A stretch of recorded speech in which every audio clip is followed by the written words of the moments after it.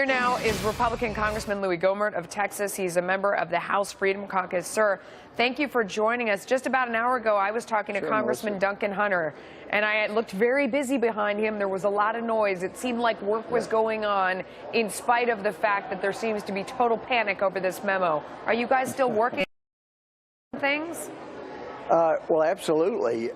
And actually, the only time that there's been a thought at all about Comey has been reporters asking questions, because in the meantime, just had a meeting on tax reform, talking about that. We've had hearings on two different hearings today that I've had, and none of those were about Comey. But speaking of Comey, I'm amazed that an FBI director, a former prosecutor, would be confessing to a crime the way it appears that he is. He, under the law, 18 U.S. Code provision, also 128 U.S.C., anyone who is a lawyer that's participating in Department of Justice, who has someone attempt through them to obstruct justice, it's got to be immediately reported. How do we know? And if this I don't want to run out happened of a time, couple of sir, and I months don't want to ago, interrupt you. And well, but if it happened a couple of months ago, then it who would he sounds need to like report it to?